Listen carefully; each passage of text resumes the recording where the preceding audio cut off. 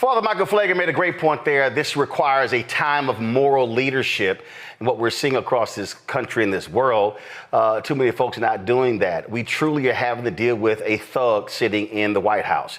The commander-in-chief of the United States is really the most powerful political position in the world.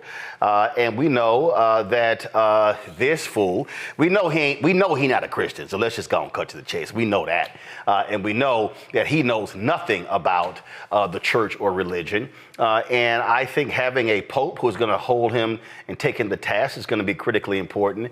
And again, if you look at social media, MAGA is losing their minds because of some tweets purported to be from Pope Leo XIV, criticizing J.D. Vance and others.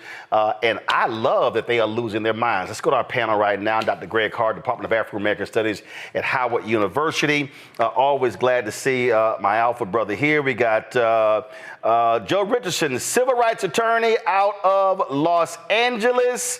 And always glad to have Joe here. And then we got the so-called gumbo queen herself. That's what she claims. I still have not seen any evidence of that. That is Dr. Nola Haynes, of course, Georgetown University School of Foreign Service.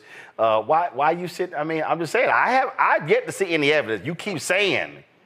You keep saying. You keep saying. Okay, all right. At once mentioned this gumbo. Okay, all right. I'm just saying, okay. Well, since Nola is the resident Catholic on the panel, and she, what'd you say? You got some divinity degree or something like that? You know, y'all got all them papers. You know, them. Y'all got all the unnecessary papers. Just weigh in on your thought of this this Pope being chosen and how MAGA is just all in their feelings. I am not going to choose violence tonight because I have a new Pope. So I'm just going to go ahead and ignore Mr. I Roland ain't Martin. asked you to choose violence, but even Jesus turned tables upside down. You started out choosing violence. I'm gonna be holy right now. I got on my hashtag. We tried to tell you FAFO 2025 shirt. Yes, you do. That was a nice segue to plug that shirt, though, Roland. Okay, so let me talk about my Pope. Go. So, very, very, very proud alumni of St. Leo the Great from New Orleans, Louisiana. So the name St. Leo definitely resonates with me. That's where I got my start in terms of social justice. At a very young age, there were not altar girls. I made sure that I did something about that, got some girls together, and we lobbied, and we became the first altar girls in our parish. You know, so I grew up. Oh, you altar girl? Yes, I was. That's probably why you got close to the church wine at an early age. You not a man calling me a drunk. No, I'm not calling you a drunk. I'm just saying, look, I was an altar boy. Brother Joe, I don't know you, but Greg know the abuse that I go through on this show. Minding my little business. You know I ain't lying. That's probably why you got your first taste of wine at church. Anyway, no, the priest did not give the children wine. That actually isn't the first. I was 5 and it was night train. But anyway, that's another story. See? Mm-hmm. See? It's coming out. Let me go on to Joe. Can I talk about the Pope? Oh, I thought you were done. Go ahead. I'll give you 30 more seconds. I just want to say, as a person who spent some time in Latin America actually studying liberation theology and seeing it lived, how people incorporate it in their everyday lives, I think by choosing this Pope, it sends a very strong message. And it also tells me that our European friends, that they're watching and they have our back. That's how I see it. I think that this Pope will be formidable. And I think that he will be a check to some of the extremism that we are seeing and reminding people about Jesus's message. And I just want to say this lastly, these so-called Christians that we are talking about, they absolutely would have chose Barabbas on the cross. They wouldn't have chose the little brown man from Palestine. Trust and believe. So I hope that this Pope can remind people of Jesus's actual message. Joe. First of all, my head's hurting a little bit from you mentioning Night Train. But in any event, that's another thing. It's really amazing. You get what you need if you stay in hope and you stay in faith. The person that is purported to be the most powerful man in the world, the leader of the free world, which is a bit of a construct because the rest of the free world actually has to agree that he's the leader. We could talk about some other time. But what we do know is that the Pope leads more people, and obviously, and arguably is the most powerful spiritual leader, the most powerful moral leader visually on earth. I think that this previous Pope Francis, may he rest in peace, totally stacked the deck to the good.